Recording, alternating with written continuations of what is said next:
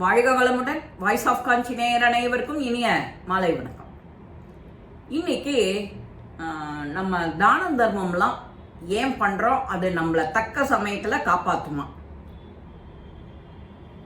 இங்க விதை விளைச்சா நீ என்ன விதை விதைக்கிறியோ அதுதான் பயிரா முளைக்கும்.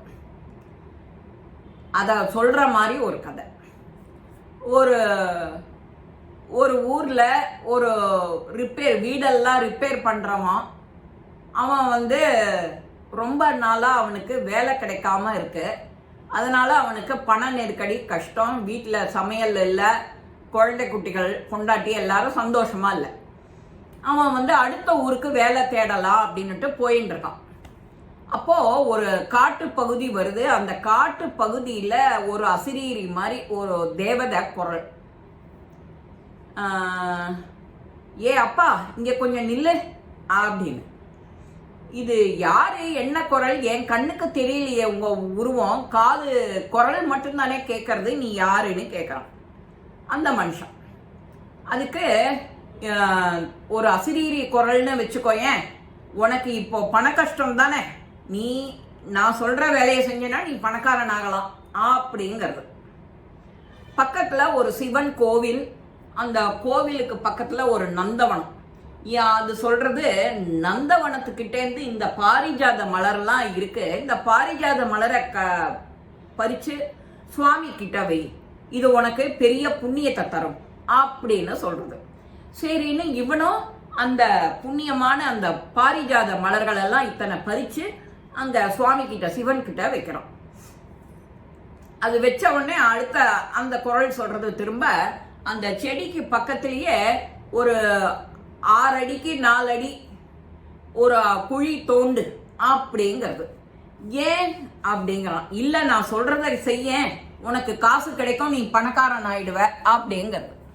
அவ்வளவுதானே அப்படின்னு சொல்லிட்டு அவன் தோன்றான். தோண்டின உடனே அதுல அத்தனை தங்கக்கட்டி நிறைய கிடைக்கிறது. தங்கக்கட்டி கிடைச்சா மனுஷன் மனம் சும்மா இருக்குமோ? அந்த குரல் அடுத்தது பதில் சொல்றதுக்கு முன்னாடி நாம எல்லாத்தையும் மூட்டை கட்டிப்போம், நம்மளுடைய வறுமை இத்தோட முடிஞ்சுது அப்படின்னு சொல்லிட்டு எல்லாத்தையும் மூட்டை கட்டிக்கிறோம். அப்போ அசிரீரி குரல் சொல்றது, அது தோண்ட சொன்னது நானு, அந்த இடத்துல தங்கம் கிடைச்சது சரி, அதுல கொஞ்சம் தான் உனக்கு சேர வேண்டியது, உனக்கான கூலிங்கிறது கொஞ்சம் தான், 4 கட்டி எடுத்துக்கோ, மிச்சத்தை வை அப்படிங்கிறது. இவன் கேட்கவே இல்லை. மனுஷ மனம் ஒரு குரங்கு, ஆசை எப்படி மனுஷனை பாடுபடுத்துறதுங்கிறதுக்கு ஒரு கதை இது.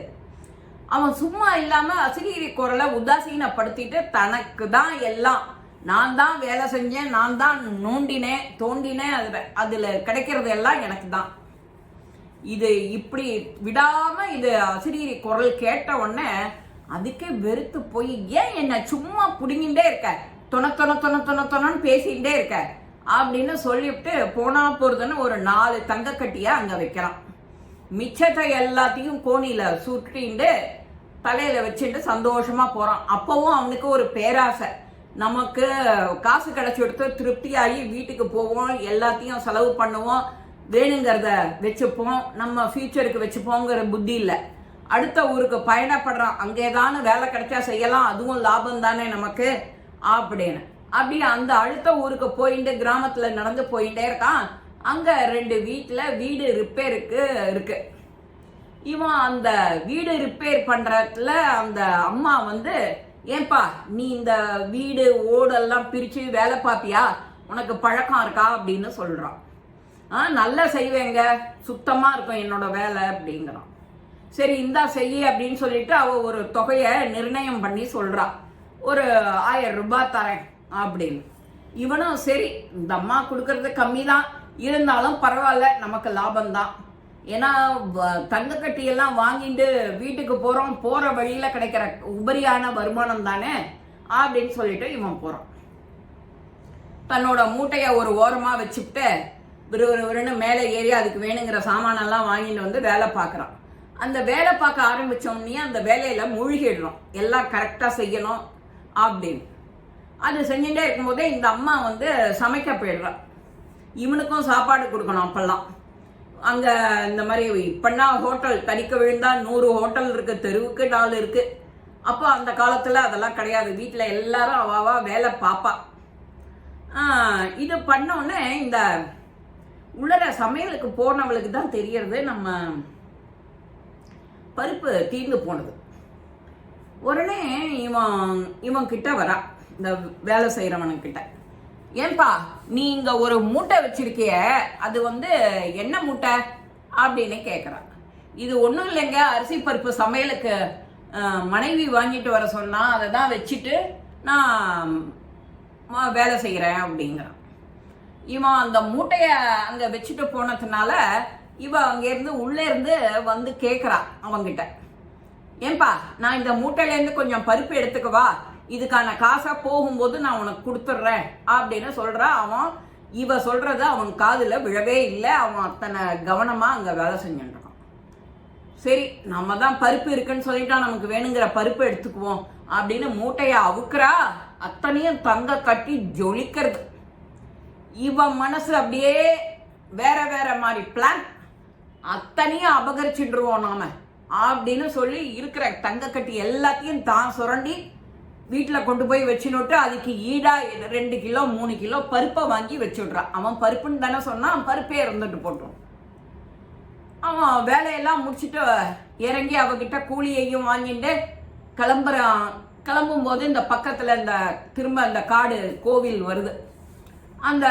அவனுக்கு ஆசை, நம்ம கார்த்தால வச்ச மூட்டை அந்தி சாயறது இருக்கான்னு ஒரு தடவை செக் பண்ணுவோம் அப்படின்னுட்டு மூட்டையை அவுக்குறான். பார்த்தா திக்குன்னு வருது, என்னடா தங்க கட்டியா வச்சிருந்தோம், வெறும் பருப்பு இருக்கே அப்படின்னு.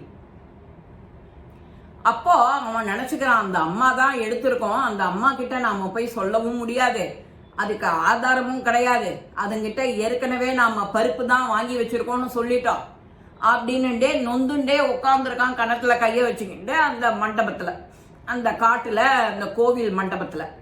அப்போ திரும்ப அந்த அசிரீரி குரல் திரும்ப வருது, என்ன கேட்டியா, ஏமாந்து போனியா, நீ அந்த தங்க கட்டிகளை இங்க வெயின்னு சொல்லும் போதே நீ கேட்கல, உனக்கு வேணுங்கிறது அப்ப 4 கட்டி, மிச்சத்தை எல்லாத்தையும் வச்சிருந்தேன்னா திரும்ப போகும்போது எல்லாத்தையும் உனக்கு தான் எடுத்துன்னு போயிருக்கலாம்.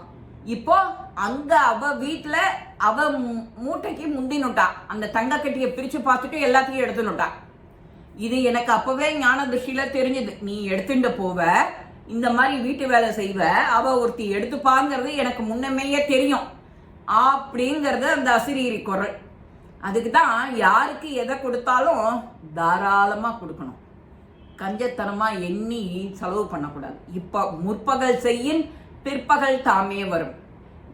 முன்னாடி நீ கை நீளும் போது நிறைய கொடுத்தேன்னா பின்னாடி நீ கஷ்டப்படும் போது திரும்ப அதுக்கும் மேல பல மடங்கு உனக்கு திரும்பும்.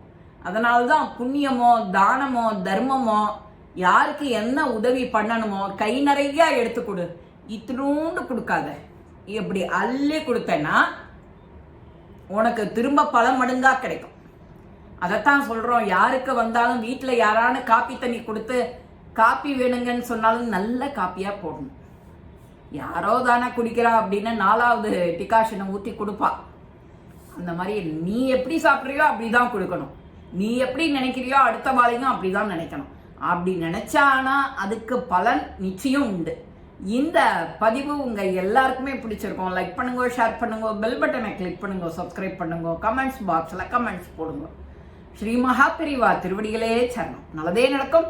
ஆனந்தமாய் இருப்போம் நண்பர்களே. வாழ்க வளமுடன்.